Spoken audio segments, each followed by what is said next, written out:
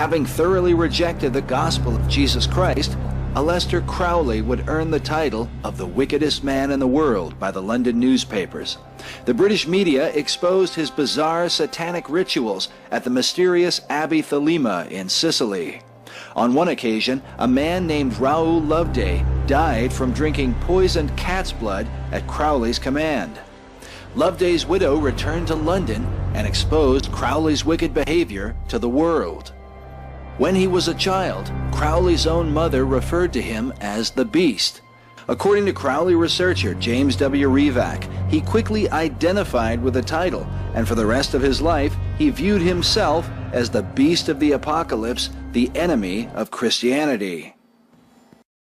Like all New Age adherents, past and present, Crowley revered the serpent's lie from the Garden of Eden. He wrote, "This serpent, Satan, is not the enemy of man, but he who made gods of our race, knowing good and evil. He bade, know thyself, and taught initiation."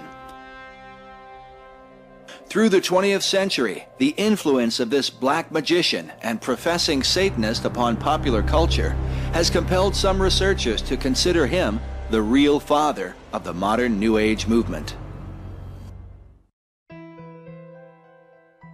Well, he's basically not only the father of modern Satanism and the most highly regarded Satanist of the last century, he is also the father of the modern New Age movement, which is extensive around the Western world today. I won't say he single-handedly ushered in the New Age movement, but he, more so than any other human being, was instrumental in the popularization of the New Age movement.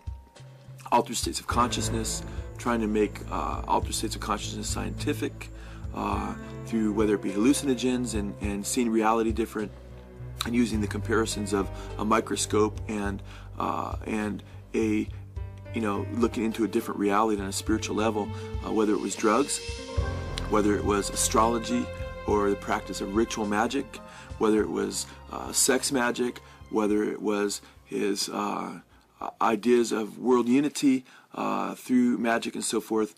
All these are very popular through the 1960s and after that in ushering in what today is called the New Age movement. But he was very, very powerful as far as, more so than anybody.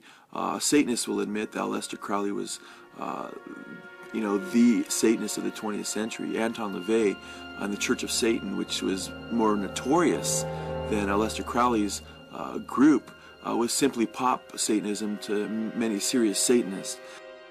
Hail Satan! Hail Satan! Shem Farash! Shem Farash! Hail Satan! Hail Satan! And even Anton LaVey's group, Anton LaVey's library was chock full of Aleister Crowley's books. The co-founder of the Church of Satan with Anton LaVey, Kenneth Anger, was an avowed Satanist who was a follower of Aleister Crowley.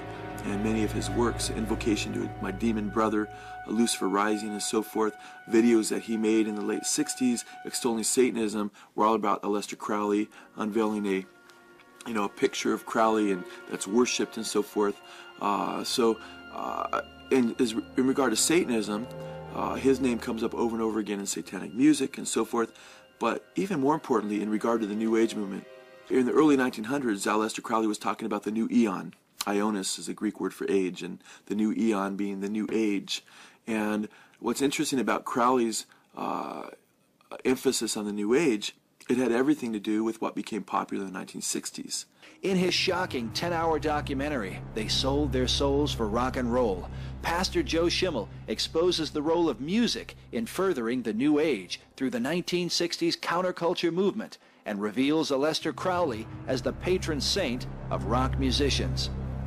I can't think of any other occultist who's been more influential on rock musicians than Aleister Crowley, no one close. London Times called Crowley the unsung hero of the 1960s. In fact, if you look at the 1960s counterculture leaders, John Lennon, he said his whole philosophy was, and he quoting Aleister Crowley's axiom, do what thou wilt, was the whole Beatles philosophy, he said in his interviews before his death was do what thou willst. And they put their heroes up on Sgt. Pepper's Lonely Hearts Club Band album, and who did they place there? Aleister Crowley. In fact, that whole album, as we show in our rockumentary, was basically a tribute to Crowley's New Eon, along with their Satanic Majesty's Request by the Stones that the Beatles put out with Sgt. Pepper. In fact, we make a really clear case for Sgt. Pepper being Crowley. In fact, Crowley died 20 years before that album came out. And of course, the song 20 years ago today, Sgt. Pepper taught the band to play. It was 20 years ago today, Sgt. Pepper taught the band to play. It's quite interesting because not only was Lennon and the Beatles into Aleister Crowley, but we show the Rolling Stones and how they were into Crowley, and Mick Jagger and Keith Richards helping out with even Kenneth Anger's movies pushing Aleister Crowley's Satanism in Lucifer Rising and so forth. So you have the Stones, you have the Beatles, the two biggest rock bands of the 1960s. You have Jim Morrison with a bust of Aleister Crowley, the biggest American rock idol of the 60s, on his album 13. We can go on and on. Led Zeppelin, the biggest band of the 1970s, Jimmy Page buying Aleister Crowley's mansion overlooking Loch Ness, being full on into Aleister Crowley, using implements of his temple on the Presence album on the front cover, as Crowley talked about in his books on ritual magic, and even down to his symbol, Zoso, Jimmy Page of Led Zeppelin, which is really soul, spelled forward, and soul spelled backwards, of the solar god. Soul was S-O-L, the god of, or Satan, in Crowley's books. It was another symbol of Satan, S-O-L, and that was Jimmy Page's occult symbol that he used that nobody could decipher. And recently in Rolling Stone magazine interview in 2002, they all came out and said what their symbol meant, except Page still wouldn't come out and say what his meant. But Crowley said to write backwards and forward. If you look at that symbol closely, it's soul, forward and backwards. So that's still not known to even the rock world what that symbol was, but Jimmy Page has admitted being an admirer of Crowley, practicing Crowley's magic for power and so forth, and they became very powerful. These bands sold their soul for rock and roll, so to speak.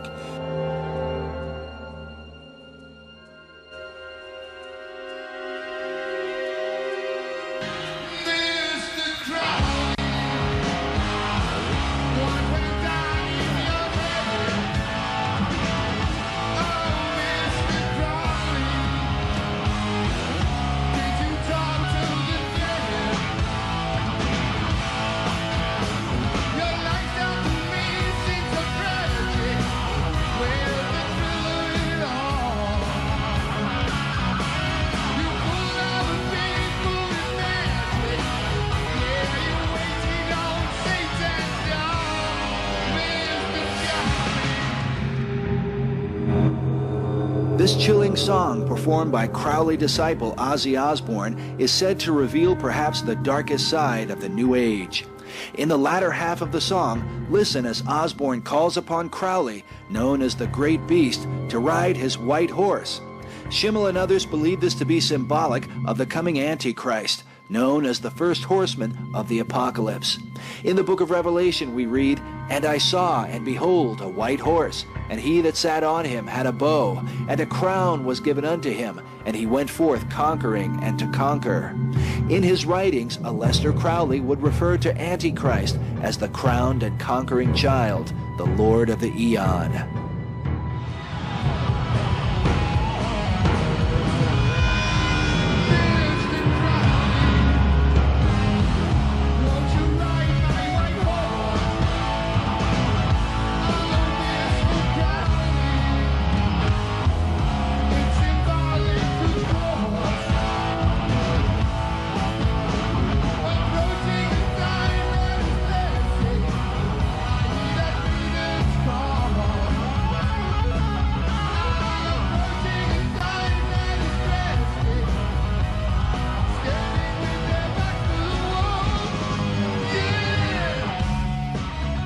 Standing with their backs to the wall is a key phrase in this song. Some researchers believe it denotes the mass murder of those who refuse to worship the New Age Christ. Standing with their backs to the wall, awaiting execution. And ultimately, that's where all this is leading. I mean, it's all about peace and love on the outside.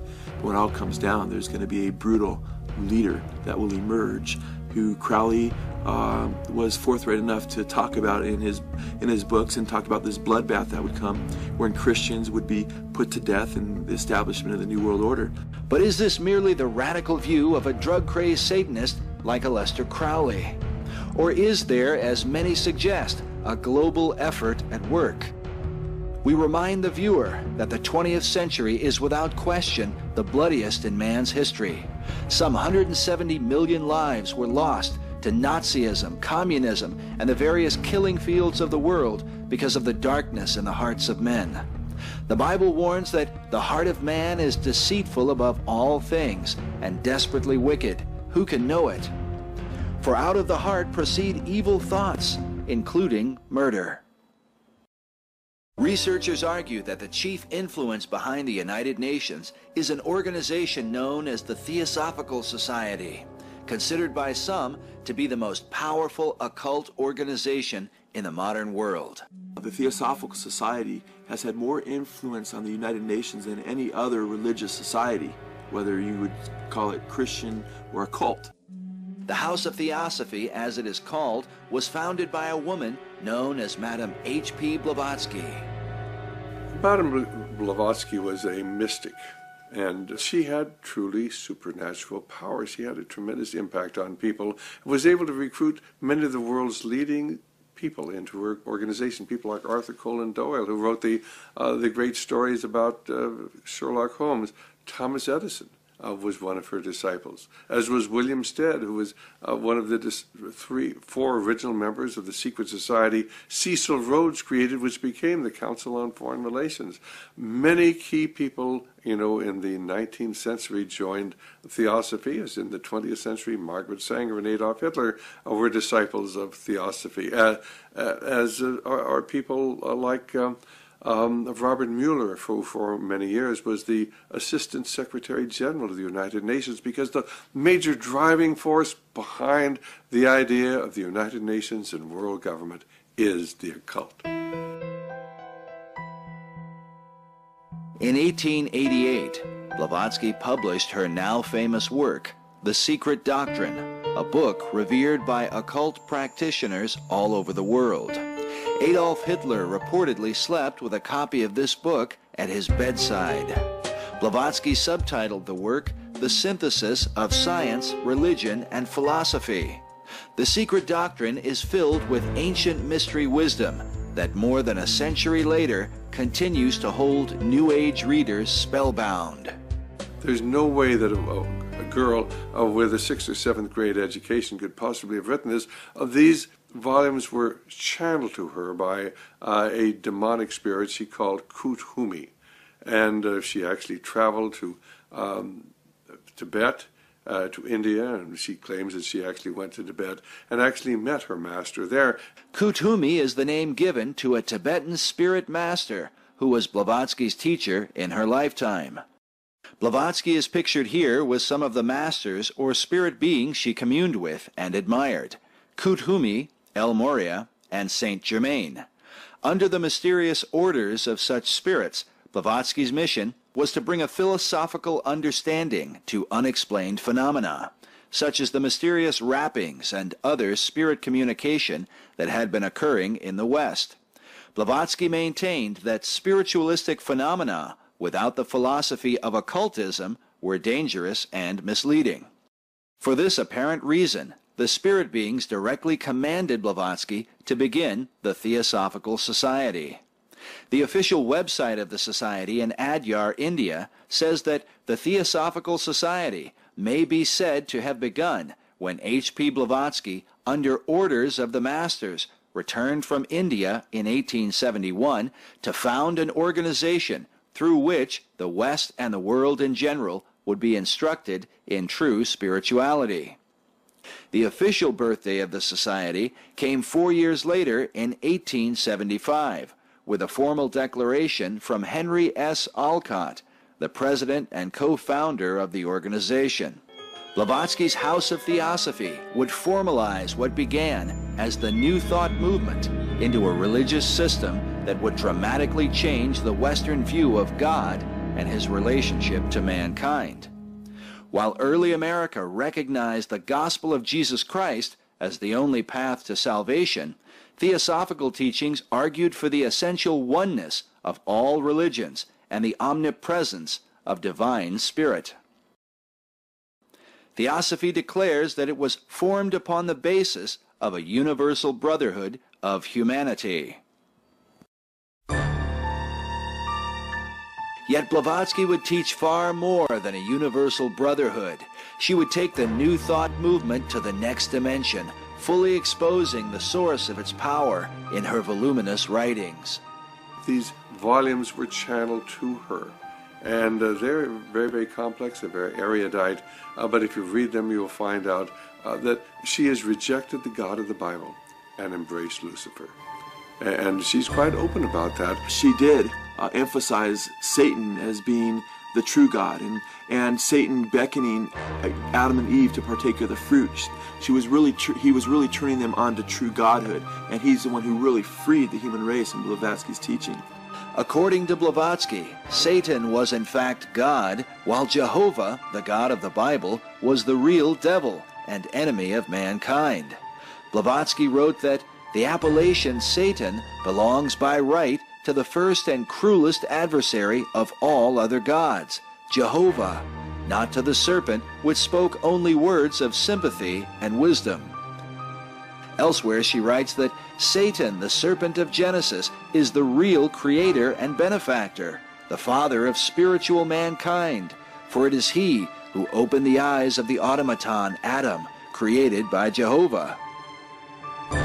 In the secret doctrine, she says, in antiquity and reality, Lucifer or Luciferus is the name of the angelic entity presiding over the light of truth as over the light of the day. Lucifer is divine and terrestrial light, the Holy Ghost and Satan at one and the same time. And now it stands proven, she says, that Satan, or the red fiery dragon, the Lord of Phosphorus, and Lucifer, or light-bearer, is in us. It is our mind, our tempter and redeemer, our intelligent liberator, and savior from pure animalism.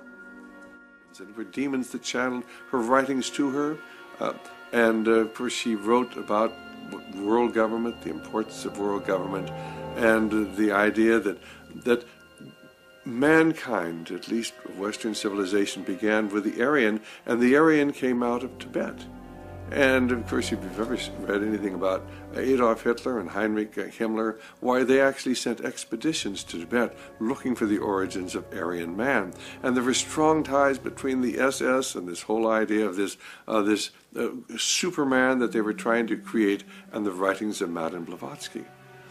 The entire basis of the Nazi movement was founded on theosophy in her writings, and of course the symbol that she used, the swastika, is what Adolf Hitler used as the symbol of the Nazi movement. But the average individual does not understand the relationships between Madame Blavatsky's writing and her worship of Lucifer and her accessing the other dimensions and what happened in Germany under Adolf Hitler.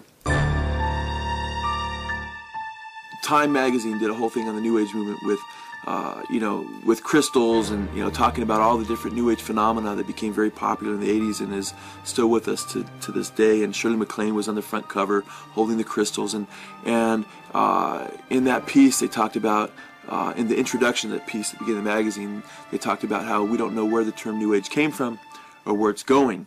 Well, the Bible tells us, Jesus said in the last days there would be this false, this religious movement, which would be saying the time draws near, which would be predicting a new age, and which would have its basis in satanic or false miracles, which is what the New Age movement's all about. So we know where it's going. In 1904, a man named Aleister Crowley channeled a spirit who inspired a series of writings known as the Book of the Law. According to the introduction of the work, the book was dictated in Cairo, Egypt, between noon and 1 p.m. on 3 successive days. The author, a demonic spirit, called himself Aiwas and claimed to be a messenger from the forces ruling this earth at present. This description is quite revealing, since Jesus referred to Satan as the prince or ruler of this world. Satan is also called the god of this world by the Apostle Paul. In this Book of the Law, Crowley set down the chief principle for what he called the new eon. He wrote, "Do what thou wilt shall be the whole of the law. There is no law beyond do what thou wilt." This declaration is in contrast to the example of Christ in the Bible. In the Garden of Gethsemane, Jesus prayed, "Father, not as I will, but as thou wilt," in obedience to God. But in the Book of the Law, Crowley turns the tables and teaches men not as God wills, but rather, "Do what thou wilt." This promotion of self-will that so often leads to self-empowerment is perhaps the climax of man's desire to be his own God, to rule over himself rather than live in obedience to the God who created him. Jesus said, "If any man will come after me, let him deny himself and take up his cross and follow me. For whosoever will save his life shall lose it, and whosoever will lose his life for my sake shall find it."